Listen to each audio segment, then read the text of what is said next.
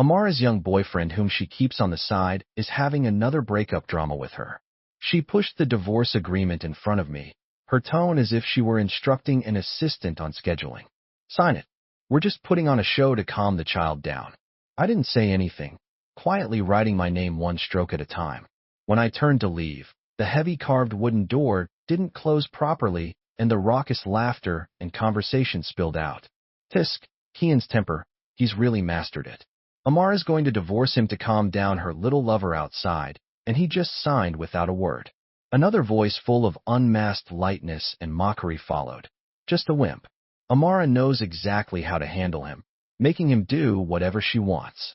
I stayed silent, only replying to the message that had just come in. Don't get stuck in the muck, Kian. Come be with me. Okay. I typed okay. Chapter 1. After replying, the other party sent several messages in a row, but before I could read them, I was pulled back by the sound inside. Amara's voice came, lazy with control, each word hitting my eardrum. You don't believe me? Then let's bet. I bet that within this month he won't dare to be even half a minute late and will come running to me for a reconciliation. The stake is 3 months of drinks. How about it? After followed mixed with the clink of wine glasses. I didn't stop walking, striding through the luxurious carpeted corridor. I walked until I stepped out of the brightly lit villa, which felt like a cage. My wife Amara had recently fallen for a young spoiled artist, Elias.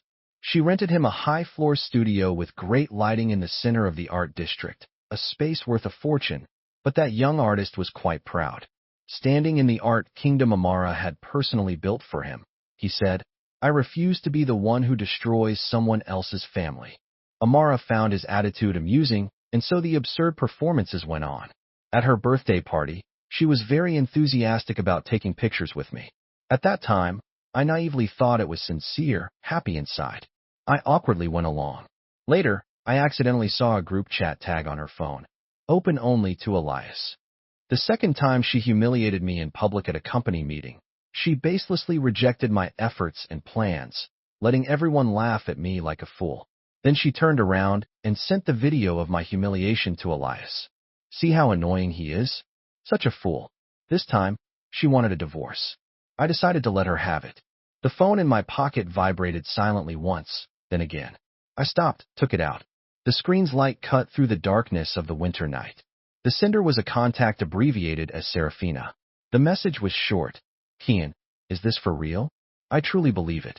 A gentleman's word is his bond. With a decisive force, his fingers struck a word on the cold screen. Once said, there's no turning back. Chapter 2. In the afternoon, we drove to the Civil Affairs Bureau. Throughout the journey, her mood was surprisingly good. Her head gently swayed to the soothing jazz rhythm. As we got out of the car, a cold breeze rushed in, mingling with the scent of expensive cedar and tobacco she wore, looking a bit pale. She raised an eyebrow, seemingly noticing me for the first time. Didn't sleep well last night? How many times do I have to tell you? It's just about entertaining a child for the novelty. Before she finished speaking, a velvet box slipped out of her coat pocket, the lid popping open with a snap. A dazzling, catching, and avant-garde men's diamond ring quietly lay on the ground. A hint of embarrassment flashed across Amara's eyes as she quickly picked it up and shoved it back into her pocket, clearing her throat nonchalantly. Let's go.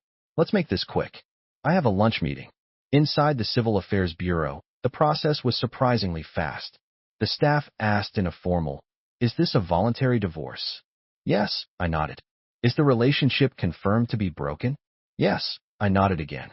There will be a 1-month cooling-off period.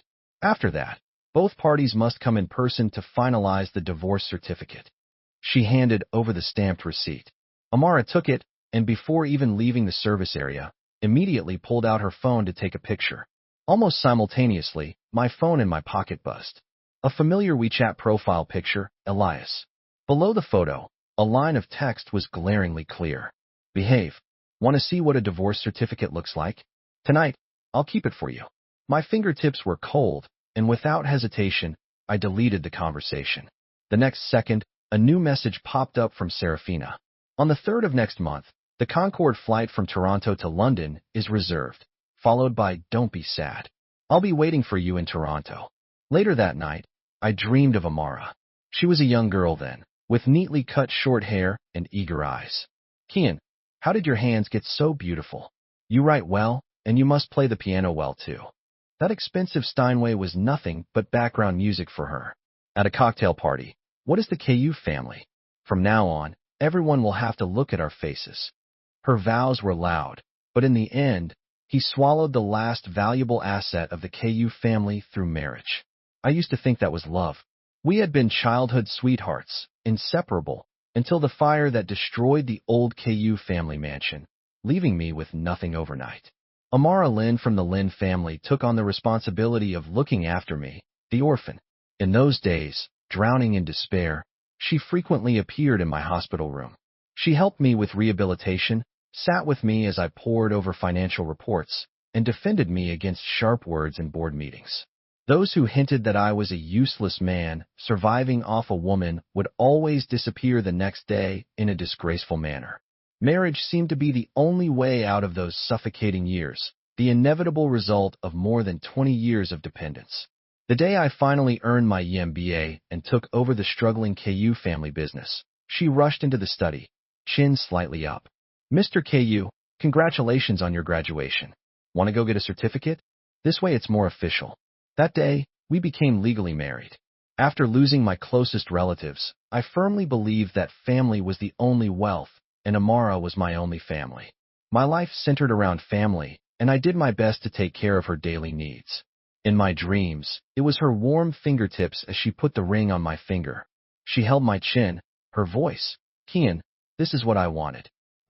But before she could finish, the dream ended.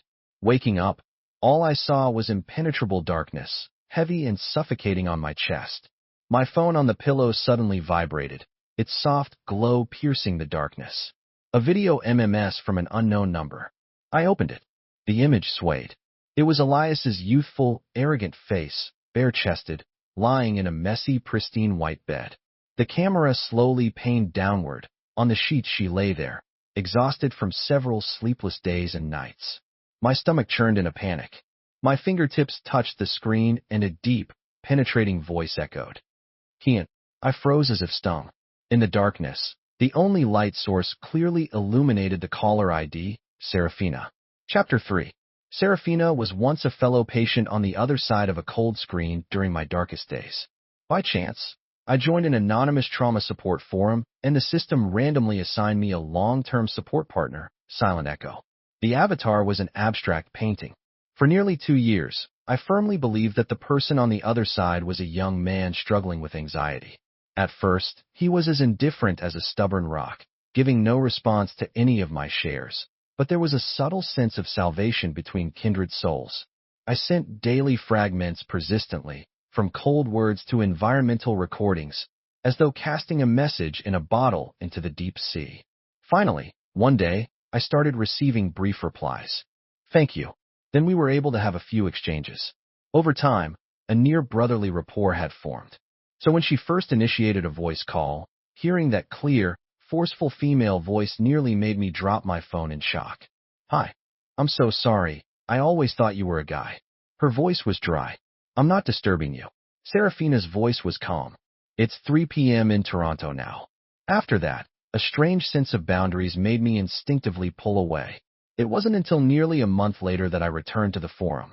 That day, Amara had just thrown the gilded divorce agreement in front of me. On the screen, Serafina's private message popped. How have you been lately? My mind was consumed by the word divorce, and my fingers instinctively typed, getting a divorce. My fingers moved unconsciously, and I opened the conversation again. Serafina, I think I'm about to fall into the abyss again. I had lost the KU family, my parents, and the old mansion had turned to ashes. Now, even Amara, whom I had once thought was my one true love, was about to sever this last connection. I never expected that the reply from the other side of the screen would come. Don't get stuck in the mire, Kian. With me. At the same time, the sound of laughter and conversation from Amara's office seeped through the door, clear and ear-piercing. Kian KU. After divorcing Amara, what's he even worth? He's just a dog trained by Amara. Exactly. Amara's lazy and controlling voice rang out. He'll crawl on his knees to the place I designate, bringing me whatever I want with both hands. I stared blankly at the woman on the other side of the door, a familiar yet strange figure. My fingertips were cold with a resolute sense of finality, and I typed heavily on the screen. Okay. Serafina was decisive. Not long after I replied, I received a PDF in my Toronto Action Guide. The document clearly listed all the matters at hand, with priorities and deadlines marked. What was most bizarre was that at the end of the to-do list, there was a long list of tourist attractions. At the very end of the file was a line she had typed herself. As the saying goes, the moon abroad is never as round as at home, and the scenery is the same. You know I'll regret it if you don't believe me. For some reason, the last two sentences hit me hard, and I smiled for the first time in a long while. I gladly accepted her guide and began following the itinerary. By day, I dealt with affairs. By night, I packed my bags. The day I moved out of the penthouse, I received a message from Amara. Moved out. Not even a call. Are you sulking? She was touring Europe with Elias. Immediately after, a photo of a luxurious hotel terrace at night came through. This hotel's private cigar bar is quite nice. Next time I'll take you there to try it. My finger hovered over the block button, but thinking about the final settlement in a month, I ultimately held back. For the next half-month, I operated like an efficient machine.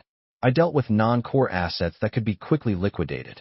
The most mentally exhausting part was sorting through all the asset documents and share certificates that Amara had entrusted to me over the years. Each document felt like a heavy brick, recording how the KU family had been devoured and how I had handed over the rope in her protective illusion. The night before we were to go to the Civil Affairs Bureau, my phone suddenly lit up. It was Amara. She was back. Through the receiver, I could hear a tense and confused tone. Kian, did you move out? Chapter 4. Amara seemed to have long grown accustomed to the silence on my end of the phone, as she let out a soft laugh. Kian, sometimes you really are. She paused, seemingly searching for the right word. Can you be more of a man and stop being so melodramatic? It's annoying. I've told you 100 times it's just an act. Her tone was as relaxed as if she were discussing the weather. How about this? Let's just play the act out tomorrow. Go with me to the Civil Affairs Bureau to pick up the divorce certificate. I held the phone, my fingertips cold. Kian, don't worry, it's just... She seemed to want to add something. Okay. I interrupted her, my voice calm and unwavering. Wow. On the other end of the line, a louder, mocking cheer erupted. I didn't listen any further and directly ended the call. Then I sent the Civil Affairs Bureau's opening hours through WeChat. The next day, I woke up early. Amara arrived fashionably late. She was wearing a sharply cut black cashmere coat, which only enhanced her commanding presence. The divorce process was even smoother than last time. It took only 5 minutes from start to finish. After leaving the service area, Amara seemed to be in a good mood. I put the certificate away and looked up at her, my gaze calm and steady. Amara, do you have time later? She seemed momentarily stunned. Since we got married, in public I had never addressed her directly by name. At the company, she was always formally referred to as President Lin. Next second, her eyes, always calculating and scrutinizing, curved into a smile, and she spoke in a clear, yes. No matter how cold, calculating, or indifferent Amara had been over the past year, I had never thought of erasing the past version of her completely. I still remembered her youthful figure standing in front of me, the cup of warm water she had handed me during the darkest days after the KU family collapsed. I was grateful for those moments, whether genuine or not, and thankful for the care, even if it had an ulterior motive. So even though we'd come this far, I never thought of slipping away quietly like a coward. I wanted to give this relationship and the shadow of the person who once brought light into my life a dignified conclusion. However, things didn't go as planned. Just before we were about to head to the restaurant, her young boyfriend sent a message. Amara turned to me with a smile and said there was some company business she needed to attend to and that we could talk about this another day. The heavy dark clouds rolled in that evening. Suddenly, large raindrops began to pound the ground. Thunder rumbled from afar, followed by a blinding flash of lightning that illuminated the dim room, turning everything pale. Boom! My body stiffened and an uncontrollable flash of searing light, thick smoke, and my father's final gaze appeared before my eyes. I curled up in the corner of the couch, hugging myself tightly, trying to use every ounce of strength to fight off the fear and physical tremors that almost tore me apart. At that moment, my phone rang. On the other end of the line, the deafening sounds of music, clinking glasses, and the wild banter of men and women mixed together, creating a dizzying, chaotic background. Then I clearly heard her voice, laced with deep contempt, like an ice pick dipped in poison, stabbing through my eardrums. Ku family heir? Ha, what a joke. Do you know all those years taking care of him, watching him like a useless piece of trash who couldn't even speak? I'm so sick of it. If it weren't for that little scrap of cool family wealth he had, who the hell would have the patience to coddle a scared, useless heir? Marriage? Want to know why I married him so early? To get the last bit of juice out of the KU family and make it official in my hands. As for him, she let out an extremely sharp, mocking laugh. Get it? Ha ha ha. Boom. A thunderclap exploded above my head, shaking the entire building. Her venomous words on the phone, the storm outside, the destructive fire in my memories. In that instant, everything was linked and detonated by that strike of lightning. The immense humiliation and shame overwhelmed me like a tidal wave. Just then, the screen lit up. It was Serafina calling. Kian. Her voice came through the receiver, calm, clear, and with an odd, penetrating power. Are you crying? Her voice remained steady. I wanted to say no, to deny this last moment of vulnerability, but my throat felt as if it had been welded shut, and apart from the broken sounds of breath, I couldn't utter a word. Send me your location, she commanded, her tone clear and decisive, with an undeniable strength. I'll come to find you. Chapter 5. After Amara became single again, a group of second-generation elites who were either close to Amara Lin or hoped to attach themselves to the Lin family organized a party called Celebrating New Beginnings, booking the largest VIP room in the city's top luxury club. It was unclear how late they partied, but by the time they had drunk themselves senseless, the room was a mess of people sprawled out in various states of inebriation. Someone in a haze pulled out their phone to scroll and suddenly shouted, "Whoa, big gossip. Check the trending searches. That mysterious lady from the Kim family who has always been abroad handling the core business, Serafina Kim, she's quietly come back to a city." No way. Someone rubbed their eyes and slurred. Isn't she stationed in Toronto after her grandfather passed? She barely came back, always so elusive. I swear it's true. It's everywhere. The person shoved their phone in front of everyone's face. There's proof with a picture. My God, it really is her. The aura. Even through the screen, it's intimidating. Wait, is there someone next to her? Whoa, the way they're so close, that must be her boyfriend. Looks like she brought him back to meet the elders. No. This person, why does he look so familiar? Amara. Amara. Someone pushed the quiet Amara who had been drinking in the corner, staring at her phone without speaking. Look, the person next to Serafina, doesn't he look like Kian? Amara hadn't actually been drunk, but she had no interest in other people's gossip. How could it be my ex-husband? She impatiently took the phone and scoffed. Kian. Before she could finish speaking, her gaze swept over the photo on the screen, and she froze. The photo was taken at the VIP entrance of the airport late at night. Under a huge black umbrella, a tall woman dressed in a sharply cut black trench coat, her profile cold and refined, exuded an intimidating aura. The man next to her was holding the umbrella with one hand, talking and laughing with her. Amara seemed as if she had been burned, but for the sake of her pride, she quickly adopted a relaxed demeanor and said, "There are plenty of people in the world who look ordinary and resemble someone else. This Kim family heir's taste isn't even that great." A group of people behind her immediately chimed in. Ha ha ha, Amara's right. The heir's taste is really nothing special. In the bathroom, Amara pondered. How could Kian possibly know Serafina, the woman who held the core assets of the Kim family, who even her mother had to be respectful toward? They were from two completely different worlds. It must be a mistake. He had called her before, saying he had something he wanted to discuss. He wouldn't have moved on so quickly. She pulled out her phone, about to dial his number, but her eyes glanced at the time at the top of the screen, 3:17 a.m. At this hour, he was probably asleep. But it didn't matter. No matter the time or place, he would always answer her calls. However, what came through the receiver was a cold, mechanical, emotionless voice. "Sorry, the number you dialed is not in service. Please try again later. Since that destructive fire, I had never stepped out of a city. In moments of tension, I would instantly be pulled back to that nightmarish moment with flames reaching the sky, and encountering something entirely unfamiliar would plunge me into an uncontrollable panic and speechlessness. At this moment, I sat beside Serafina. Outside the private plane's window was an impenetrable night and rolling clouds. Serafina was tall. Even though we sat side by side, the powerful aura she carried from her long tenure at the top brought an invisible pressure. From getting into the car to boarding the plane, she spoke very little. When the driver or the flight attendant spoke to her, she only responded with the briefest of words, her voice cold and crisp, carrying an undeniable sense of authority.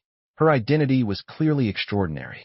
Despite the late hour and heavy rain, many reporters who had heard the news immediately rushed over, microphones extending toward us, their chaotic shouts rising one after another. Miss Kim, is there an important reason for your sudden return to the country? Miss Kim, who is the man next to you? Miss Kim, what are the next steps for the Kim Group? Just as I was about to be overwhelmed by a sense of unease and regret, the person beside me suddenly moved. She turned slightly, pulling a packet of tea bags from her bag. A faint scent of lavender and chamomile, mixed with a hint of honeyed sweetness, quietly wafted out. The memory was instantly pulled back 2 years. In that anonymous forum, I had tirelessly tried to open Silent Echo's heart. I recently found a tea bag that's quite a subtle fragrance of lavender and chamomile. When I'm feeling down, brewing a cup helps a lot. Would you like to try it? Send me an address. That was the first time she had responded, sending a string of addresses in Toronto. Would you like some? Serafina's voice came through, softer than before. She seemed not as unapproachable as her appearance suggested.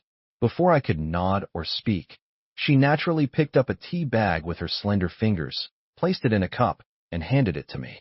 I took the slightly warm cup, slowly savoring it. In an instant, every pore of my body relaxed, unwinding in this familiar, yet unfamiliar sweetness. Chapter 6.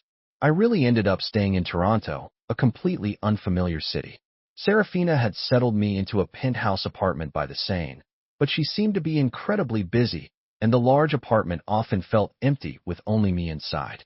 After I finally adjusted to the time difference during the first week, she rarely appeared at breakfast.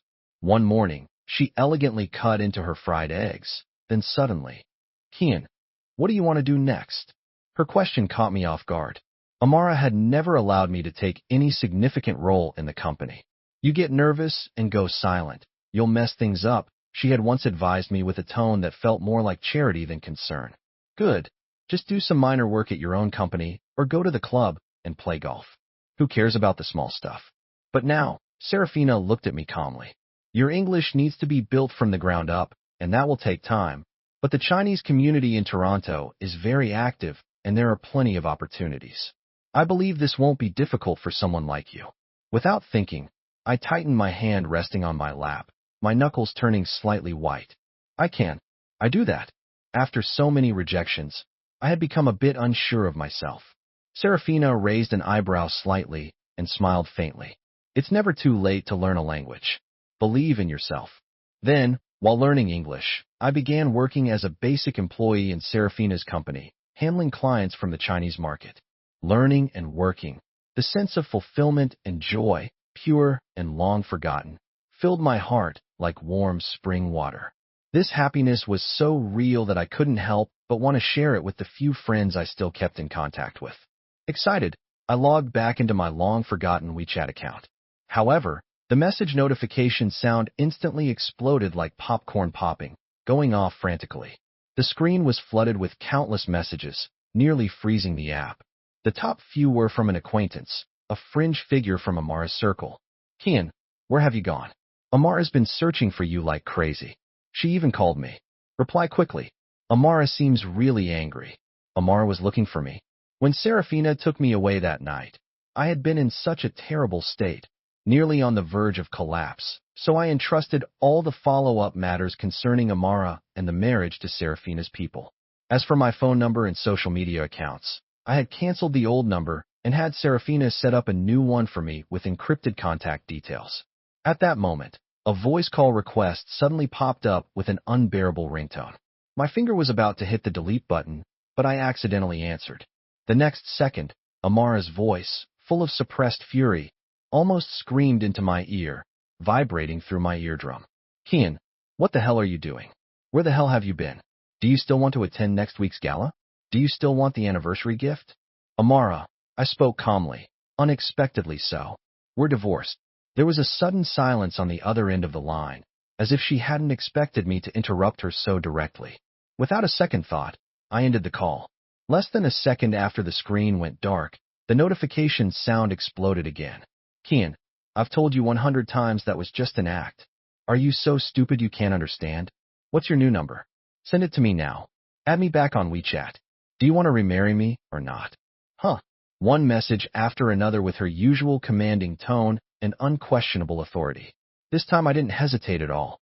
I clicked the delete contact option decisively and pressed the button. Next, I opened my contacts and added everyone related to Amara, friends, business partners, into the blacklist. The world at last became quiet. The healing power of the new environment quietly unfolded. Passing by a sports brand store, I remembered Serafina mentioning her morning exercise routine, so I bought a high-end yoga mat and a soft, flexible fascia ball. Recently, she had been coming home more often. I speculated she might be working out. As I carried the shopping bag upstairs, sure enough, faint rhythmic beats drifted from the door. As soon as the key touched the lock, the door swung open. Serafina stood before me, wearing a black training tank and sports shorts, beads of sweat sliding down her neck, the vitality of life hitting me all at once. And in her arms, a fluffy snowball like Maltese puppy was snuggled up. My surprise instantly overwhelmed all my thoughts, and the shopping bag slipped from my hand onto the foyer. I reached out to take the soft, trembling ball of fur, and the little one affectionately rubbed against my palm. You brought it back? How come you didn't mention it? I asked, astonished. It's a gift for you, she said, closing the door behind her, slightly out of breath from her workout. I looked down at the little puppy in awe. For me?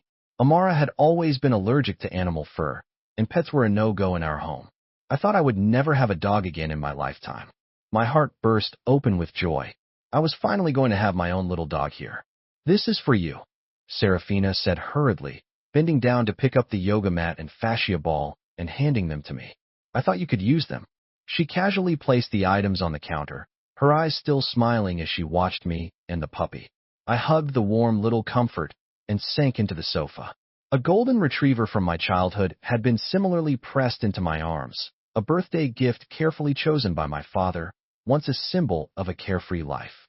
It felt as though holding this puppy was anchoring my heart. Looking up, I noticed Serafina, intrigued, playing with the gray-blue fascia ball. Her relaxed state after the workout allowed her brow to soften, and a rare, gentle curve of her lips appeared. Serafina, I said, watching her childlike movements. The old term slipped out unconsciously. You can use that to roll out the trapezius. I stopped abruptly. The air instantly froze. Serafina, a low, heated voice surged toward me. She had somehow leaned in with a mischievous smile, her body temperature from the workout radiating like a wave of heat. The proximity was dangerously close. My heart raced wildly like it was about to burst. The puppy yelped and jumped off the couch to hide her minty-scented lips suddenly came near. A brief, forceful, possessive kiss landed like a burn. As our lips parted slightly, the dark look in her eyes made my cheeks flush red. Kian, did you forget something important? My thoughts completely shattered. Before I could respond, she kissed me again. This time the kiss turned tender and lingering, like spring rain soaking through. A moment later, her hoarse voice brushed against my ear. Should we go to the registry today for tomorrow? Chapter 7. The kiss left my head spinning. I glanced at the dimming sky outside the window, muttering that we'd do it tomorrow. I never expected her to act so swiftly. The next day, she really took me to the city hall. The staff stamped the papers with a firm crimson seal, and 2 copies of the documents were handed to us. There was a slight wobble in my heart, but more than that, a light fragmented joy danced within me. Those who have crawled out of the abyss always seem to sense the presence of others like them. The warmth from Serafina's fingertips lingered through the papers. This choice was right. The sun was just right on the way back, but the sudden buzz of my phone felt like a chill rushing through me. It was an unfamiliar Toronto number. As soon as I answered, Amara's voice, laced with malice and impatience, cut through the distance. Kian, so you've finally gone to Toronto and become that sick friend's lapdog? Ah? Her voice grated like sandpaper. It's been a month. Are you playing dead for whom? Have you had enough? I drew in a deep breath of the cool Parisian air, steadying myself. Amara, stop harassing me. Harassing? Do you think you have a life without me? She scoffed, each word stabbing. Cling to your sickly friend as your lifeline. The raw honesty of the past had turned into a whip today. None of your business. She howled on the verge of exploding. You were mine in life, and you'll be mine in death. Then her voice dropped to a low growl. Get back here now, or else. Deep I cut the call decisively. The screen lit up immediately with a new message. Fine. Got your wings now, huh? Go mold with your sickly friend then. I had never seen Amara's true nature so clearly before, so vile, so contemptible. But after a moment, it felt almost natural. She could openly have an affair during our marriage and shamelessly claim a fake divorce. What could someone like that have of any noble character? It was just my youthful lingering feelings that had blinded me to the truth. That night, after a long period of silence, notifications from social media and various platforms rang out in quick succession. Many people who weren't even close friends sent messages. Kian, what's going on with you and President Len? One screenshot showed Amara's latest post. It was a photo lit with an ambiguous glow and artistically composed, filled with atmosphere.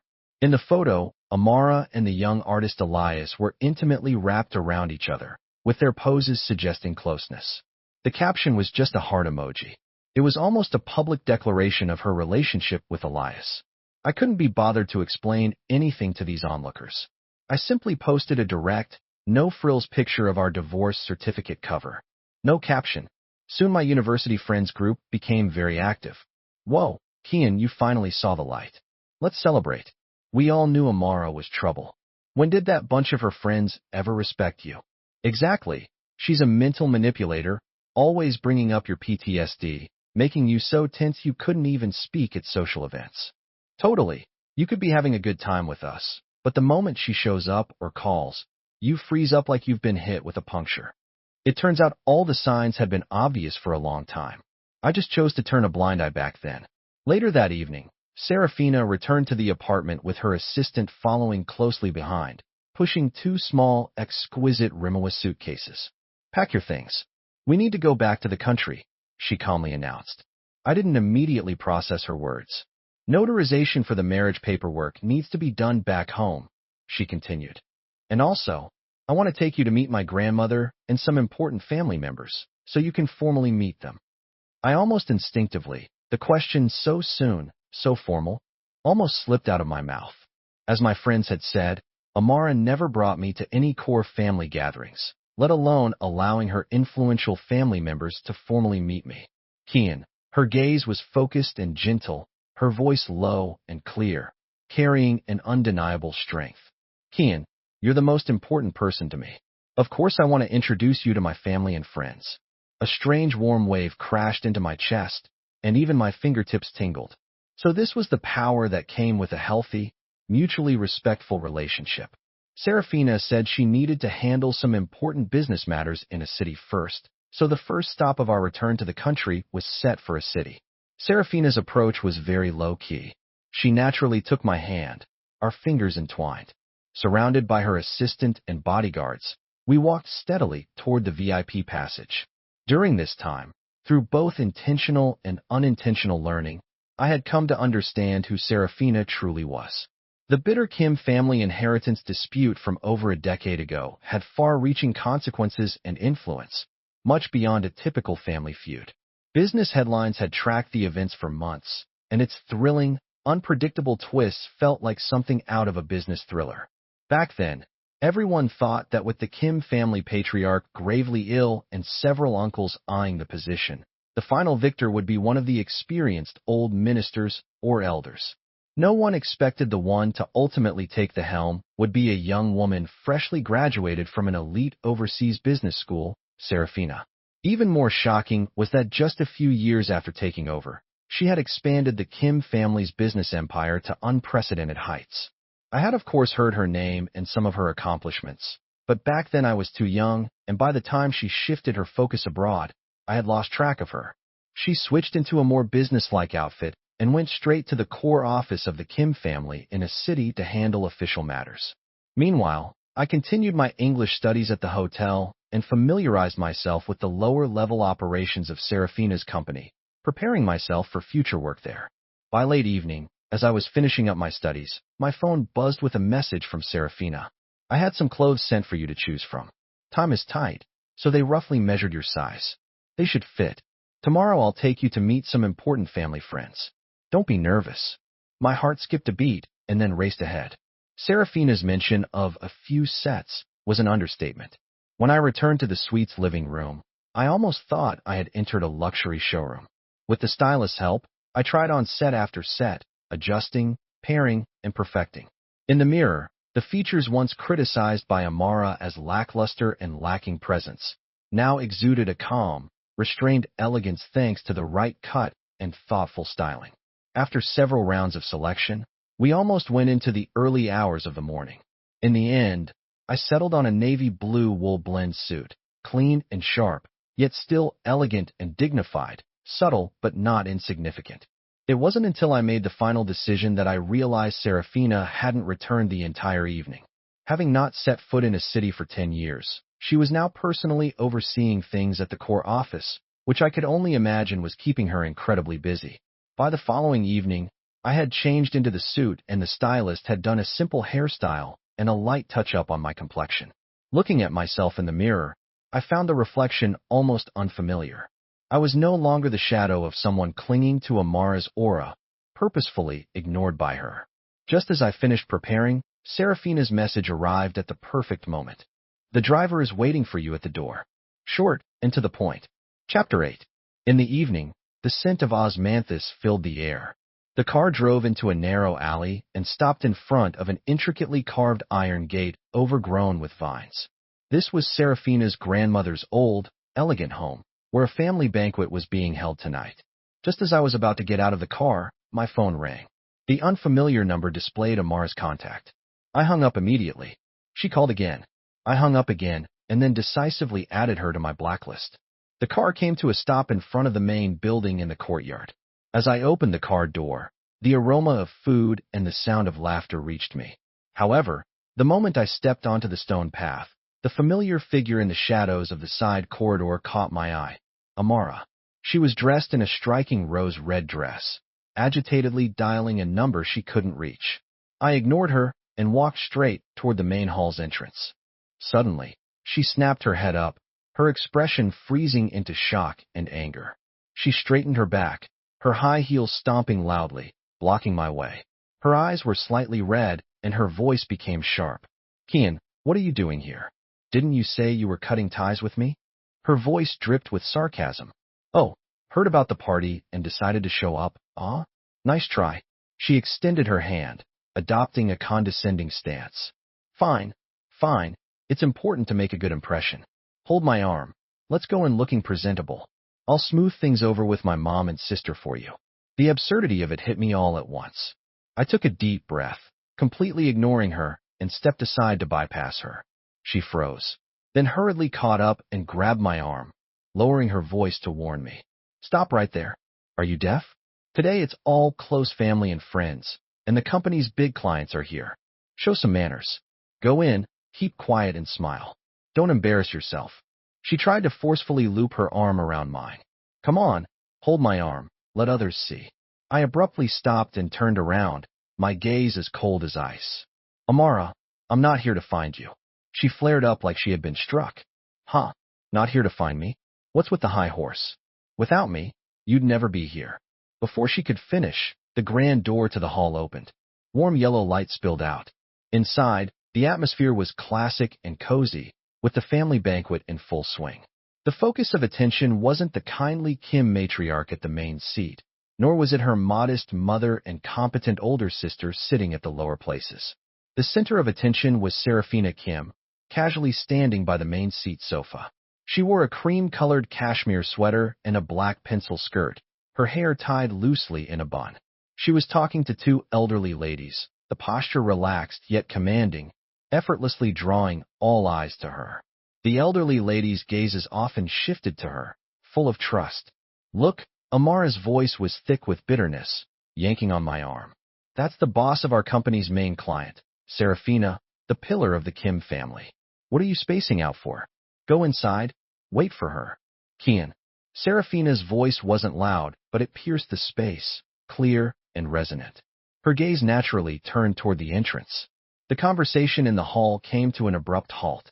All eyes, kind, confused, reserved, and probing, turned toward her. Serafina's lips curled into a slight smile as she nodded to the elders. She gracefully moved through the parted crowd, walking toward me. She stopped just a step away, her gaze focused and gentle, and reached out her hand to me. In the ensuing silence, with a smooth gesture, she led me by the hand to stand beside her. Her shoulder lightly brushed mine, offering silent support. Her gaze lingered seriously on my face, and then she turned to face the entire hall. She looked at the smiling matriarch, at Lynn's surprised mother, and the older sister whose sharp, scrutinizing gaze met hers. Her voice was steady and clear, a declaration that rang through the room. "Grandmother, mom, uncles, and all the elders." She paused briefly. "Let me introduce you properly." She turned to look at me, her eyes sparkling, holding my hand tightly. "This is Kian." Her words were clear, each syllable deliberate. "My husband. We just got our marriage certificate." A deep silence fell over the room. Kim matriarch suddenly stood up, her smile blooming like a flower. Her voice filled with excitement. "Oh my goodness, my Serafina. What wonderful news. You've told me about this before." She waved her hand enthusiastically, her eyes fixed on me. "Kian, good boy, come over here and let grandmother take a good look at you." I always said Serafina has the best taste, so steady and composed. The room erupted in an instant, filled with congratulations and blessings. At the edge of the joy, Amara's face turned pale, and after the shock, there was only the unbearable sting of humiliation and anger. Amara's mother, holding a teacup, froze midair, her smile stiff and frozen. Her gaze was fixed on her daughter, a mix of disappointment and deep frustration reflected in her eyes. The older sister furrowed her brow and shot an accusing glance at Amara, quickly averting her eyes in discomfort. While the room was filled with warm laughter, in the corner of the Lin family section, everything was frozen in silence. Serafina took me back to the capital's family home. The notarization process was tedious, but we went directly to collect the certificate on that day when she had some free time. We made breakfast together and tidied the room. She shared a bit about her past.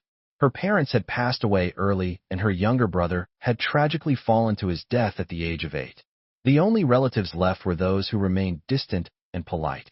She had been in one relationship which ended when her partner betrayed her. Since then, she had grown tired of the opposite sex for a long time.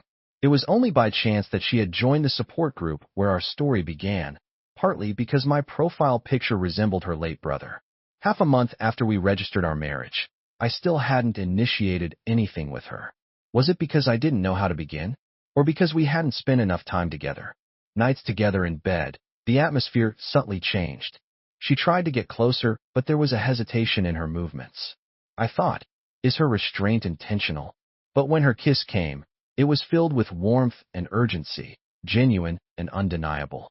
The certificate had already been received, and the union of feelings now felt even more important. I noticed she seemed lost in thought. I asked, "What are you thinking about?" Then, without waiting for a reply, I turned over and pulled her into my embrace. She shook her head, avoiding an answer. Her lips gently descended onto mine once again. Her kisses had been growing deeper and longer recently. "I just want to give you more time to adjust." Her voice was husky, seductive. A rush of warmth filled my chest. "Serafina," I whispered suddenly with resolve in my voice. I think I like you." Without waiting, I tilted my head and kissed her deeply. In the end, the night was fleeting, and only at dawn did we finally rest. Chapter 9. Things hadn't been going smoothly for Amara lately. After the setback at the family banquet, she was reprimanded by her mother, shunned by her sister, and even her small influence in the company was nearly taken away. She spent her days with the artist, but all her resentment was directed at me. She secretly hired a writer to fabricate stories about Serafina's affairs, inventing her as a mistress and slandering me as a man living off of others, climbing the social ladder. Beneath Serafina's rare financial interviews, veiled comments began to appear. Well, the business queen behind the scenes, isn't she supposed to be single? Forceful acquisition? She's the third party. Serafina didn't care at all, but it stuck in my throat like a bone. That day, Serafina was dealing with an urgent matter at the company, wrapping up preparations to return to Toronto. I was packing my bags in the apartment when suddenly, loud, jarring voices erupted outside the window. My husband Kian and I, childhood sweethearts, over 20 years of love shattered by the interference of a mistress. Look at these photos. These are the ones of Serafina at the airport protecting someone. The ones that were deleted across the internet. Serafina, she's been pretending to be a fellow patient, getting close to my husband for years. She's the third party. Buzz, my blood boiled. It was Amara. She had brought a group of influencers and blocked the entrance to the apartment building. She screamed into the camera, her face meticulously painted with an expression of rage and victimhood, playing the heartbroken person whose love had been stolen. Kim family controls everything. I want justice. I want my husband to speak the truth. A wave of fury and protectiveness crashed through my reason. I grabbed the stack of evidence papers I had prepared earlier and stormed downstairs. The door was flung open. Kian, Amara's face twisted with a mix of surprise and malice. I took a few steps forward, slamming the thick stack of papers into her face. Thud. The papers scattered everywhere. Amara, my voice trembled with anger. Take a good look at yourself. Who gave you the confidence to twist the truth like this? I picked up a few of the scattered top pages. They were screenshots of her and Elias's boastful and explicit chat logs. I threw them back at her. Look at the mess you've made. Don't you dare tarnish the term childhood sweethearts. You don't deserve it. Finally, I opened my phone and turned the volume up to the max, playing the venomous rant she had made while drunk. KU family heir? What a joke. Those years taking care of him, watching him like a useless person who couldn't even speak. I was so sick of it. If it weren't for that little bit of the KU family's remaining assets.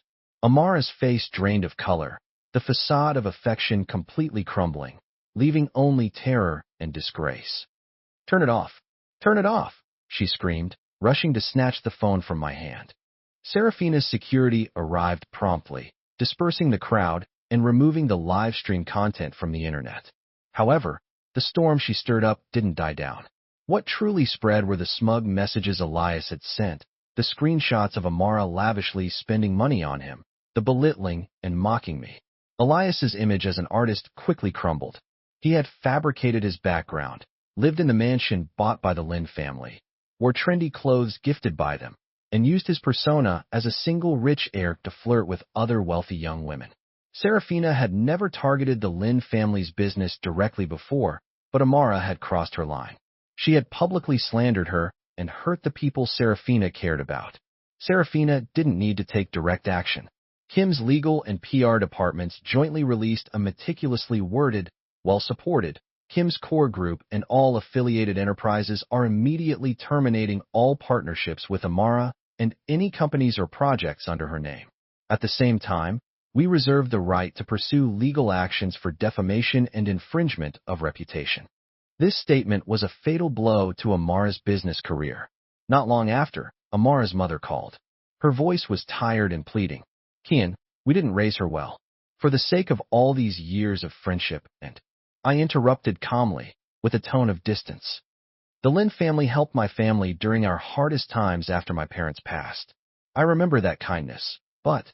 My voice became firm. Over the years, as per Lin family's wishes, I have integrated the remaining assets of the KU family into the Lin family's empire. I owe Lin family nothing, and I owe Amara nothing. The past is over. As for the rest, I'm afraid I'm powerless. As originally planned, Serafina and I were preparing to return to Toronto. At a city's airport, the light drizzle made the air cool. Suddenly, there was a commotion at the entrance to the VIP waiting room. Amara, looking disheveled, barged in, her expensive outfit muddy and wet, her damp hair sticking to her pale face. The air of a socialite she once had was now gone. Kian, Kian, she screamed as she stumbled toward me, slipping on the floor and crashing at my feet. She struggled to lift her head, her eyes filled with despair and frantic pleading. Please don't leave. Please don't go, okay? Serafina, a few steps away, looked on with cold indifference, only disdain in her eyes. People around us began to pull out their phones to record this drama of the high society. Amara clutched my suitcase handle tightly, her voice hoarse and desperate. Listen to me. It's all a misunderstanding. That recording, Elias secretly recorded it for you, not me. I didn't even know about it. I was drunk, it was nonsense. How could I think you're annoying? My marriage to you was real. I truly wanted to be with you for life. Things I said to Elias were stupid. He was the one who provoked me. The divorce was all fake. It was an act. Kian, it's all just a series of misunderstandings, yeah? I looked down calmly, staring at her. It's always someone else's fault. It's someone else who pushed you onto that bed.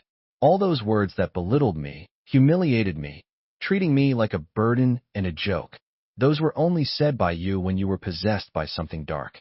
Amara Lynn, you've always assumed that I, Kian, couldn't live without you. Couldn't live without the Lynn family's tree.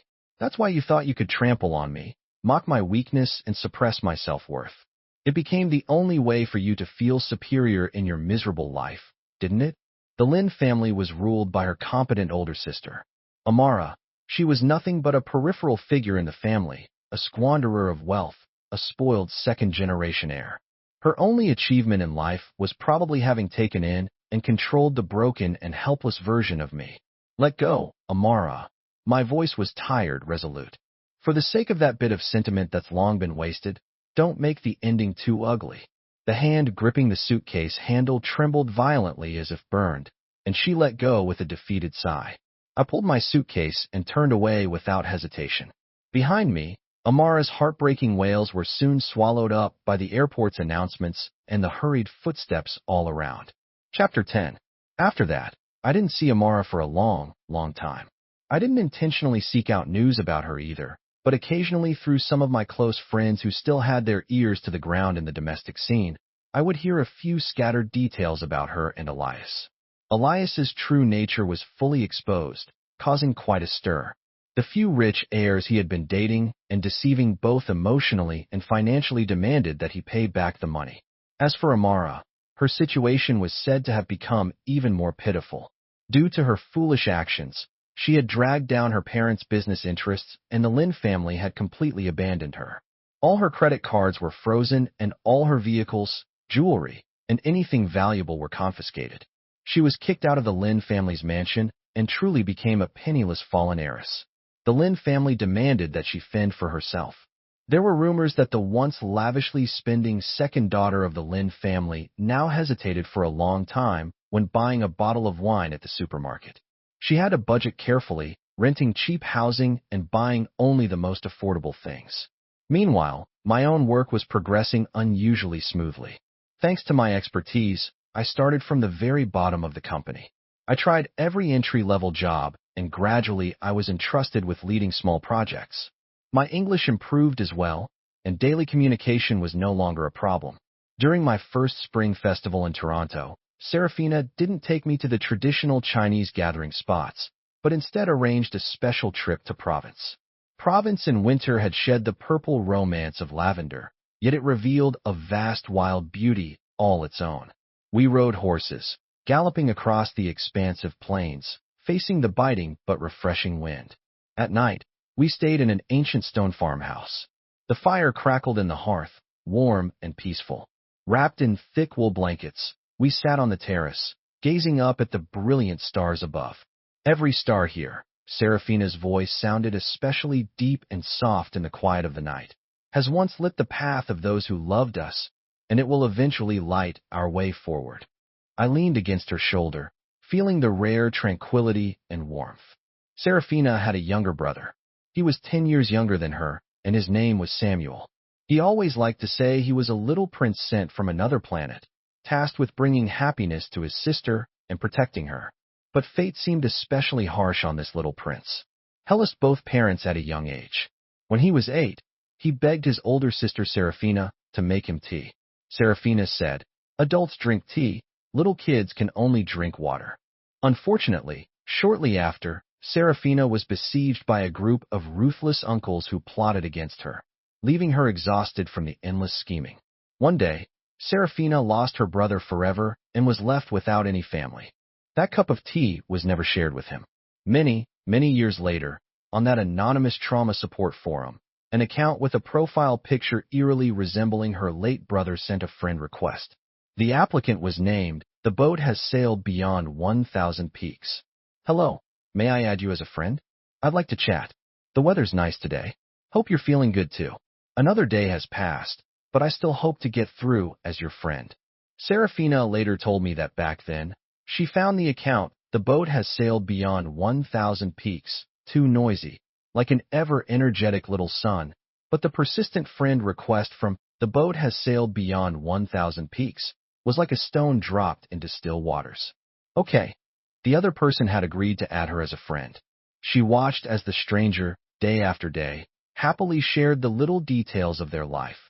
The sunlight outside the window, a small flower by the roadside, an old song she had randomly heard, even a photo of a latte art on her coffee. Those simple yet life-filled fragments of everyday life were like a faint but continuous light, piercing through her closed, cold world, one filled with guilt and self-blame. Over time, as she felt the tender and resilient care from "The boat has sailed beyond 1,000 peaks" through the screen, a nearly impossible thought began to take root in her heart. Could this person be a gift from her brother? Someone sent to light her way while she endured the pain of losing her closest family, self-exiled in endless loneliness. But at that time, "The boat has sailed beyond 1,000 peaks" was someone else's husband. Now, Serafina's voice carried a hint of a barely noticeable choke, and she turned to face me, standing in the center of the studio. "You are my husband." She walked to the window, looking up at the brightest star in the night sky. Her voice soft, like a sigh. "Do you think, Samuel, did he really send the most precious gift in the world to my side? Did he forgive me for being such an incompetent sister?" I gently took her slightly cold hand, pulled her into my embrace, and kissed the tear that finally slipped down her cheek. "He never blamed you. He's always been the little prince who wanted to protect his sister, the angel who descended to earth. He saved me and guided me, bringing me to you, to fulfill his wish to protect you, so that you would never be alone." Serafina's body trembled slightly, then she clung to me even tighter, as if trying to merge with me. Her voice was buried in the crook of my neck, filled with an unprecedented vulnerability and determination. "Kian, you are the light I've waited for in endless darkness. I love you so much. The greatest regret in life is to give a sincere heart to the wrong person, letting time pass in the mud.